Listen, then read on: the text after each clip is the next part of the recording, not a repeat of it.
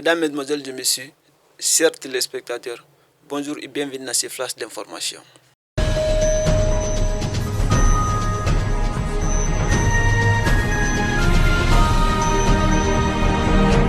Les leaders des groupes armés signataires des accords de paix d'Alger, dont les ex-rebelles de la coordination des mouvements de l'Azawad et de la plateforme du 14 juin, se sont réunis à Anefis les 7 et 8 janvier dernier. Les mains jointes et posées les unes sur les autres en signe d'entente. El Ag Gamou et Anoun Ould Ali, qui représentent les deux groupes, ont convenu d'un commun accord de la gestion de la commune d'Aguelok. Les anciens rivaux s'engagent ainsi à mutualiser leurs forces en créant un poste mixte dans la commune d'Aguelok et à établir une gestion commune de cette ville du nord du Mali. Selon une source, l'association malienne de lutte contre la corruption et la délinquance financière aurait invité le président du Conseil national de transition, le colonel Malik Diaw, a déclaré ses biens conformément aux dispositions de la Constitution, de la Charte de la transition, de la loi portant prévention et répression de l'enrichissement illicite. Selon cette même source, l'organisation de lutte contre la corruption et la délinquance financière se réjouit du discours prononcé par le président de la transition, Bandao, à l'occasion de son investiture, renforce l'espoir du retour d'une justice sociale et la lutte contre l'impunité. Selon la même source, plusieurs autorités seraient soumises à l'obligation de déclarer leurs biens, à compter de leur prestation de serment et avant même leur prise de fonction. Lors d'une conférence de presse tenue le 8 janvier dernier, les avocats des personnes arrêtées pour atteinte à la sûreté se sont exprimés. En effet, les avocats ont avancé des arguments visant à innocenter leurs clients, à savoir Vital Robert Diop, Adjibou Makital, Suleiman Kansai, Sekou Traoré, Mohamed Youssouf Batili, Dirasbach. Par ailleurs, l'ex-premier ministre Boubou Cissé, resté introuvable selon le parquet, est cité pour avoir entrepris des actes subversifs tendant à discréditer les actions des autorités de la transition. Selon son conseil, Maître Kassoum Tapo, Boubou Cissé aurait fait l'objet d'une tentative d'agression, car des hommes armés et cagoulés, a-t-il déclaré, se seraient introduits à son domicile fin décembre à son absence. Face à ce qu'ils jugent d'arbitraire, les avocats des prévenus réclament leur libération. Ils disent être dans la possibilité de saisir la Cour de justice de la communauté des États de l'Afrique de l'Ouest dans cette affaire. 6 soldats de la force anti-djihadiste Barkhane ont été blessés vendredi au Mali par un véhicule piégé. Selon l'état-major des forces françaises, les blessés ont été évacués par hélicoptère vers l'hôpital militaire de Gao. 3 d'entre eux ont été rapatriés vers la France le samedi dernier. Le ministre français des Affaires étrangères Jean-Yves Le Drian, qui était à Ouagadougou, a déclaré que son pays resterait toujours aux côtés des pays sahéliens dans la lutte contre le djihadisme et le terrorisme. Selon une source proche de l'Élysée, la France réfléchirait depuis quelques mois à réduire ses effectifs dans la région.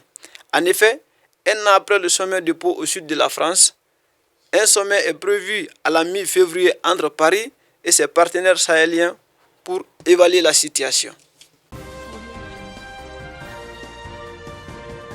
Beaucoup d'eau a coulé sous le pont dans l'affaire des impayés sur un prêt d'un montant de 2 milliards de francs CFA que l'opératrice économique Mme Sempara Saran Traoré aurait contracté auprès de la Bank of Africa. Selon certains de ses plus proches collaborateurs, Mme Sempara Traoré est victime d'une désinformation sur le plan commercial et financier dans cette affaire. Car, diront-ils, qu'elle n'aurait jamais contracté le moindre centime auprès de cette banque.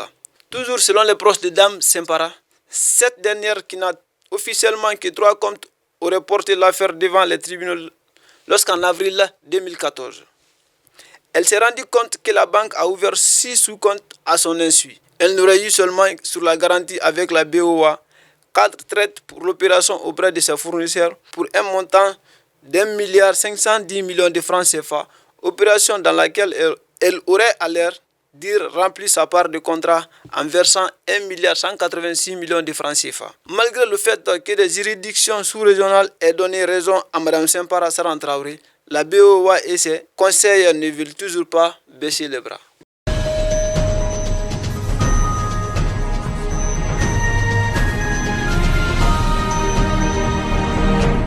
Selon le service de gestion des étudiants sénégalais à Paris, Demoiselle Diarisso, étudiante en deuxième année de classe préparatoire scientifique au lycée Luce-le-Grand de Paris, n'a pas fait signe de vie depuis quelques jours. Cette disparition a provoqué une grande indignation dans son pays. Selon l'information, la disparition de la demoiselle Diarisso, qui habite dans le 13e arrondissement de la commune française, est connue pour avoir écrit un premier roman, a été constatée suite à des échanges avec sa résidence et les directions de son école. Les services de l'ambassade et du consulat du Sénégal en France sont mobilisés pour la retrouver. Informer la police et autres services compétents français sont déployés dans les recherches. Un élan de solidarité appelant à la retrouver afflue sur les réseaux sociaux. C'est à cela qu'avec photos et affiches à la main, dans tous les quartiers de Paris, les étudiants sénégalais ont lancé une campagne de recherche sur le terrain pour la retrouver. Suite à l'attaque meurtrière le 2 janvier dernier contre deux villages du département de Oualam, des milliers de Nigériens ont fui par peur de nouvelles exactions pour se réfugier dans la région de Tillabéri, dans la zone dite des trois frontières, proche du Mali et du Burkina Faso.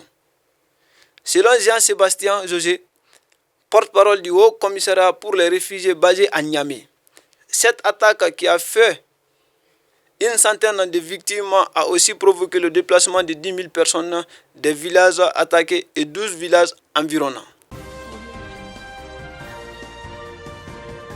En Centrafrique, en attendant la confirmation des résultats provisoires de l'élection présidentielle et des législatives du 27 décembre 2020 par la Cour constitutionnelle, sur le terrain, la situation sécuritaire est toujours instable. Une nouvelle attaque a été menée le samedi dernier contre la ville de Bouar. C'est dans cette situation que la France est de nouveau sortie de son silence. En effet, dans un communiqué, l'Élysée a annoncé que le président Macron et son homologue Touadéra se sont entretenus vendredi.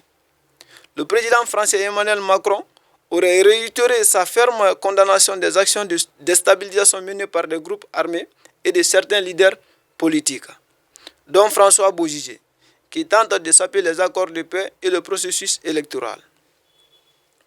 C'est à ce titre que, pour appuyer les forces centrafricaines et celles de la MINUSCA, des avions de SAS Mirage 2000 français ont survolé à très basse altitude plusieurs positions à l'ouest de la capitale.